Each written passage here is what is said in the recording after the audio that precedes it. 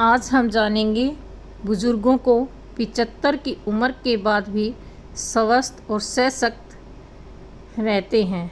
उनमें एक सामान्य बात होती है, 65 से 70 के बीच वे अपने जीवन के हर पहलू में जागरूकता, सक्रिय और उद्देश्यपूर्ण होते हैं।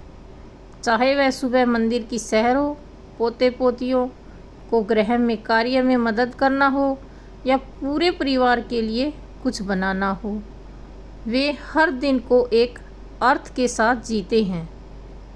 साथियों, अगर उम्र 65 या 70 के बीच है तो आप सोच सकते हैं अब ज़िंदगी थोड़ी धीमी धीमी और शांत हो चली है।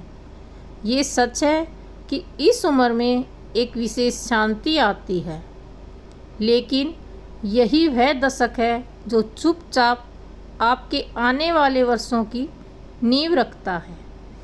आदतें आप अभी पालते हैं, चाहे वो अच्छी हैं या बुरी, 75 या 80 की उम्र में वो गूंजेंगी। कहते हैं, अपनी सेहत अपने हाथ में है। अपने स्वास्थ्य का ध्यान ना रखना केवल शारीरिक शक्ति देता है, बल्कि आत्मसम्मान और स्वतंत्रता भी बनाए रखता है। क्योंकि बच्चे चाहे कितने भी प्यारे क्यों ना हों, उनकी भी अपनी जिम्मेदारियां होती हैं। तो हम ऐसे कौन से नुकसानदायक व्यवहार छोड़ सकते हैं और लाभदायक ले सकते हैं, जिन्हें अपनाकर हम लंबा और गरिमा में जीवन जी सकते हैं। आज बुजुर्गों के उनके जीवन के राज सुनेंगे। कुछ अनमोल बातें सामने आई। आदतें तो तय करती हैं कि हम सिर्फ कितने साल जिएंगे, ये नहीं बल्कि गरिमा और आत्म शांति के साथ जिएंगे। तो आइए शुरू करें। एक नकारात्मक भावना को अपने शरीर में जहर मत बनने दो। भारतीय घरों में भावनाएं गहरी होती हैं। पोते पोती के पहल कदम देखने की खुशी से लेकर अपेक्षित महसूस करने की पीड़ा तक, लेकिन गुस्सा, जितना चिंता या नाराज़गी जैसी नकारात्मक भावनाएं शरीर को अंदर से खोखला कर देती हैं। प्राचीन आयुर्वेदिक में कहा है कि मन की शांति शरीर की शक्ति। अध्ययनों से पता चला कि 95% बीमारियां मानसिक तनाव से जुड़ी होती हैं। जब हम चिंतित होते हैं तो शरीर में थकावट होती है। ये खासकर उम्र बढ़ने के साथ, लेकिन हम बेबस नहीं हैं। भारतीय परंपरा से जुड़े जमाए हुए कई उपाय, जैसे सुबह प्रणाम करना या धूप में बैठकर चाय पीना, पड़ोसियों से बात करना, अपने भावनात्मक राहत दे सकते हैं। सुबह उठकर तुलसी की चाय और 10 मिनट की मौन प्रार्थना से दिन को शुरू करें। सुबह न्यूज़ देखना बंद कर दें। तुलसी में पानी दें। अपने आप से खुद बातें करें। अपनी आत्मा को प्रसन्न करें, क्योंकि बुजुर्ग अवस्था में खुशी कोई विरासत में नहीं मिलती, बल्कि सबसे प्रभावशाली दवा है। पुराने घर को मत छोड़ो, वही तो तुम्हारी जड़ें हैं। और शांति। भारतीय परिवारों में घर सिर्फ ईंट नहीं, दीवार नहीं होते, वे पूजा का स्थान होते हैं, यादों की परछाई होते हैं। यहीं आपने दिवाली पर पकवान बनाए, बच्चों ने पहली बार चलना सीखा, और आज सुबह की हवा में अगरबत्ती की खुशबू तैरती है। कई बार बच्चे कहते हैं कि चलो कहीं बाहर फ्लैट ले लेते हैं या रिटायरमेंट होम में चलते हैं, लेकिन यह बदलाव कई बुजुर्गों के लिए नुकसानदायक साबित हो सकता है। पुराने घर में रहना जहाँ अचार की बोतलें रखी हैं, बारिश में पानी कहाँ से टपक रहा है, नीम के पेड़ के नीचे की चारपाई, ये सब जीवन में स्थिरता और मानसिकता सुकून देते हैं। यादें हर ज़मीन की चरमराहट को पहचानती हैं। मेरा पूजा का कोना कौन सा है? घर की मिट्टी से ही सुकून है।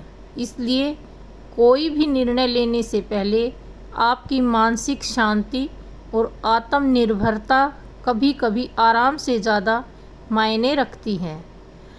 खाना खाने से शरीर की अग्नि का आदर करो।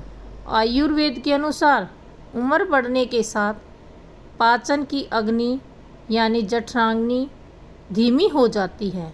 जो भोजन पहले ऊर्जा देता था वही अब भारी लगने लगता है। गैस, थकावट या कभी कभी गंभीर पेट दर्द हो सकता है। बहुत से बुजुर्ग जो सालों तक बड़े परिवार में रहकर खाना बनाते थे अब अकेले रहकर भी उतना ही खाना बनाते हैं और अक्सर भावनाओं या आदत के चलते ज़रूरत से ज़्यादा खा लेते हैं। और हाँ, दूसरों की तुलना अपने से कभी मत करो। रास्ता पवित्र है। भारतीय समाज में तुलना बचपन से ही शुरू हो जाती है। भाई बहन, पड़ोसी या रिश्तेदार, दुर्भाग्य से ये आदतें बुढ़ापे तक चलती रहती हैं। सेवानिवृत्ति के बाद जब समय अधिक होता है तो दूसरों के जीवन, स्वास्थ्य या परिवार से अपनी तुलना करने की प्रवृत्ति बढ़ जाती है और यही शांति धीरे धीरे खा जाती है। लेकिन सच्ची शांति तब आती है जब हम अपने पास की स्मृति को देखना सीखते हैं। रोज़ सुबह दिया जलाना, कपड़े तय बनाना या दोपहर की शांति में घर का बना हुआ खाना खाना तो पूर्ण जीवन के संकेत हैं। कबीर दास ने लिखा कि दूसरे की पोथी ना पढ़ो जब तक अपने पन्ने ना समझो। दूसरों को उनका रास्ता चलने दो, तुम्हारा रास्ता भी सुंदर है, बस उसकी रोशनी देखने की नज़र चाहिए।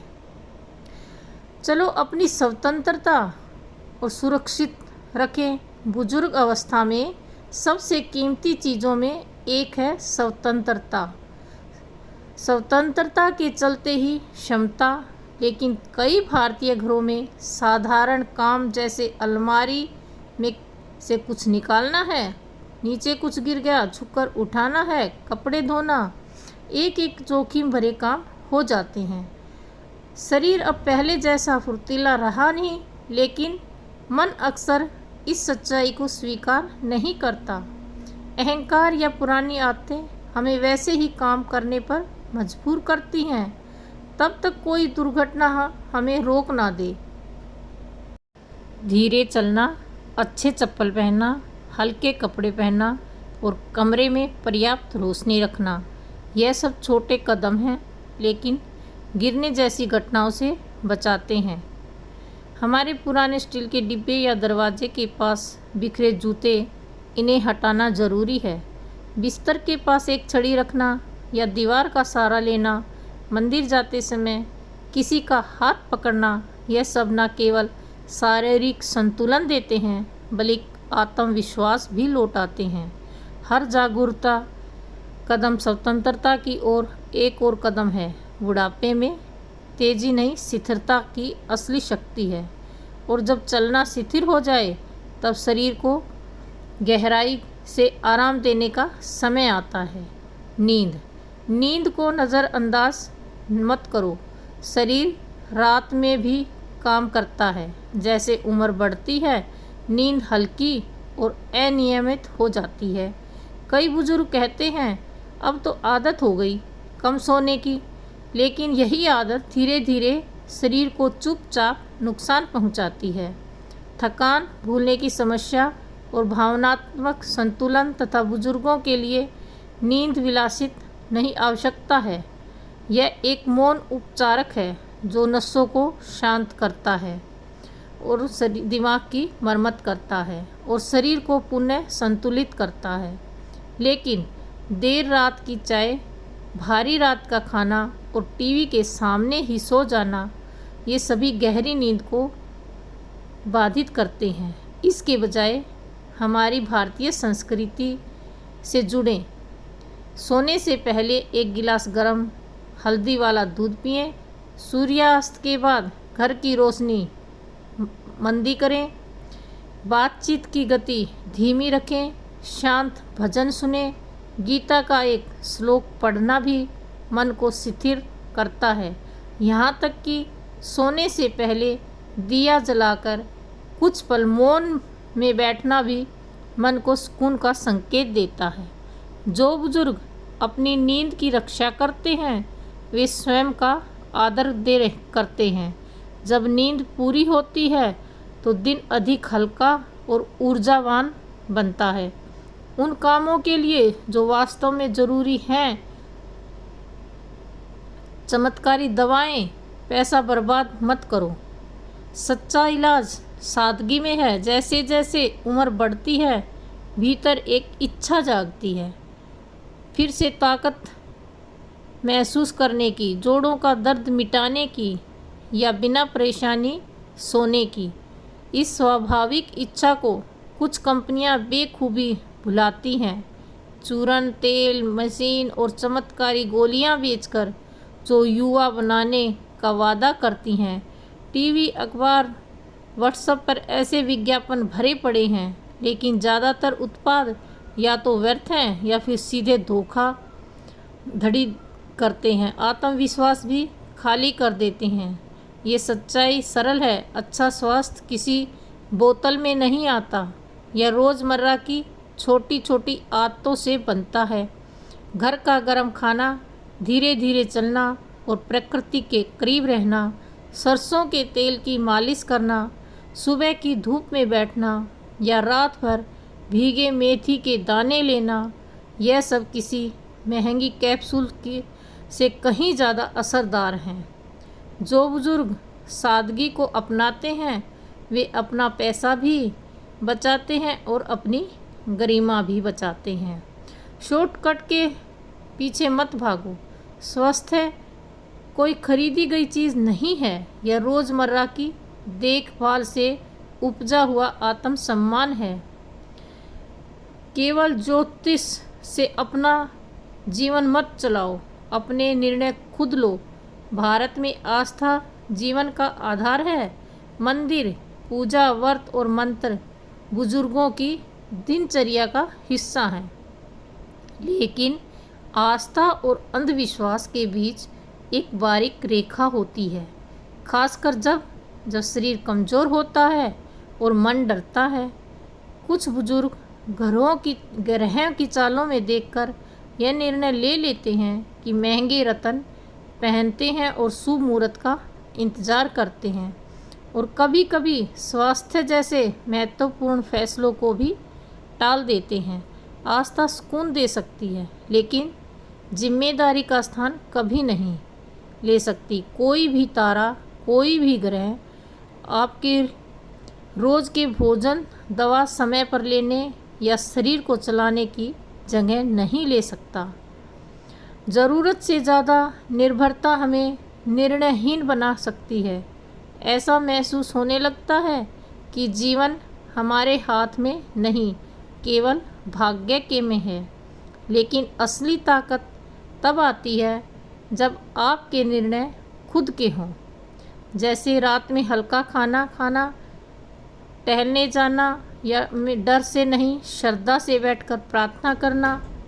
आपकी कुंडली में सब कुछ नहीं लिखा होता।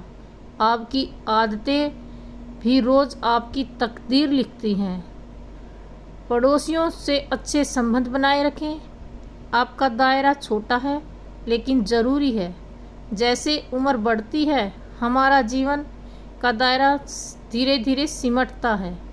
लंबी यात्राएं थकाने लगती हैं और दूर के रिश्तेदारों से बातचीत भी कम हो जाती है। लेकिन जो पास हैं उनसे रिश्ता अच्छा बनाए रखें और अपनी दिनचर्या का हिस्सा बन जाता है। खुद को ज़रूरत से ज़्यादा मत थकाओ, तुमने पहले ही बहुत कुछ किया है। एक समय आता है जब सब कुछ करते रहना ताकत नहीं बल्कि खुद के साथ अन्याय बन जाता है।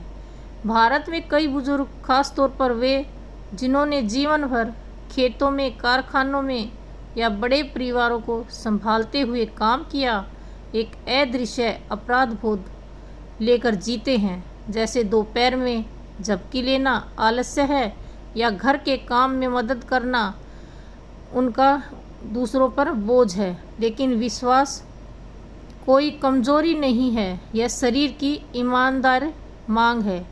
दशकों तक बच्चों, समाज और काम को देने के बाद अब शरीर को माफ़ी के बिना आराम मिलना चाहिए। अगर घुटनों में दर्द है, अगर सीढ़ियों में चढ़ने से थकान होती है तो स्वीकार करो, रफ्तार कम करना मानना नहीं, यह एक आज की स्थिति का आदर करना है। धीमी गति से ध्यानपूर्वक किए गए छोटे काम भी काफ़ी हैं। घर चलता रहेगा, खाना बनता रहेगा और तुम्हारी कमियत कभी कम नहीं होगी। अब असली शक्ति शर्म में नहीं, बुद्धिमत्ता में है। उतनी ऊर्जा को बचाना अपने लिए और अपनों के लिए एक उपहार है। रिश्ते फीके पड़ते हैं, उन्हें कड़वाहट के बिना जाने दो। जब नौकरी ख़त्म होती है और दिनचर्या बदलती है तो वह रिश्ते को कभी दिल में कभी करीब थे, जैसे सहकर्मी, स्कूल के दोस्त या पुराने पड़ोसी, धीरे धीरे सभी दूर हो जाते हैं। यह कोई तिरस्कार नहीं होता, जिंदगी बस सबको अपने अपने रास्ते ले जाती है। शुरू से यह दूरी अस्वीकृति जैसी लगती है, लेकिन गरिमा के साथ बुजुर्ग होना यही है, यह समझना कि हर रिश्ता हमेशा के लिए नहीं होता। पुरानी बातों से चिपके रहना, हर जन्मदिन पर फ़ोन का इंतज़ार करना, यह सोच के में उलझना कि क्यों कोई याद नहीं करता, सब पीड़ा देता है। उस ऊर्जा को अब वर्तमान में मौजूद रिश्तों की ओर मोड़ो, अपने बच्चों की तरफ, अपने पड़ोसियों की तरफ या सब्जी वाले की तरफ जो तुम्हारा ऑर्डर बिना पूछे जानता है। भारतीय परिवारों में रिश्ते समय के साथ रूप बदलते हैं। वो चेहरा भाई जो गर्मियों में आता था अब विदेश में है। वो दोस्त जो टिफ़िन शेयर करते थे अब जन्मदिन भूल गए। प्रेम से एक दिया जलाओ और आगे बढ़ो। बुढ़ापा यह गिरने का समय नहीं है। कौन रह गया अब सहराने का समय है, कौन अब भी साथ है। तेरे अकेलेपन महसूस हो तो जल्दबाजी में दोबारा शादी मत करो। बुढ़ापे में अकेलापन तेज चुभता है, जैसे रात के खाने की थाली या उस कमरे की चुप्पी जहाँ कभी बच्चों की ही गूंजती थी। कुछ बुजुर्ग इसे भरने के लिए फिर से विवाह करने की सोचते हैं। साथी मिलता सुंदर है, बात है, लेकिन सिर्फ अकेलेपन से बचने के लिए रिश्ता जोड़ना अक्सर राहत से ज़्यादा पीड़ा देता है। भारत जैसे देश में जहाँ दोबारा शादी का मतलब होता है परिवारों का मेल, संपत्ति का सवाल, वर्ड फैंस और वर्षों की जमी हुई आदतें, वहाँ तक फैसला और जटिल भी हो जाता है। तले हुए खाने से बचो। खाना दवा बने बोझ नहीं। भारतीय रसोइयाँ स्मृतियों और स्वाद के लिए भरी होती हैं। घी में फूली हुई रोटियाँ, तेज अचार, तले हुए पकोड़े और त्योहारों पर चाशनी में डूबे हुए लड्डू, यह सिर्फ व्यंजन नहीं, यादें हैं। जो कभी सिर्फ स्वाद था अब वह शरीर के लिए चुपचाप तनाव बन सकता है। उम्र के साथ लड़ने वाला या तो दवा बनता है या धीमा जहर। तेल, नमक और चीनी अगर हद से ज़्यादा हो जाए तो शरीर के भीतर धीरे धीरे शांत नुकसान करते हैं। लेकिन इसका मतलब ये नहीं कि खाना बेस्वाद हो जाए। इसका मतलब संतुलित खाना। तीसरे चम्मच नमक की जगह नींबू निचोड़ो, तलने की जगह धीमी आंच पर सेको और धनिया पुदीना जैसे ताज़े मसालों के स्वाद लाओ। भगवत गीता कहती है, जो व्यक्ति शांत मन से शक्ति से मुक्त होकर प्रस्थान करता है वही वास्तव में ज्ञानी है। अगर यह बातें आपके दिल को छू गई हों तो अगर आपने इनमें से खुद को या किसी अपने को देखा हो तो इसे साझा करें। हमारा यह चैनल बुजुर्गों के लिए सम्मान, सादगी और भारतीय ज्ञान की रोशनी में स्वस्थ और गरिमा बुढ़ापे की राह दिखाने के लिए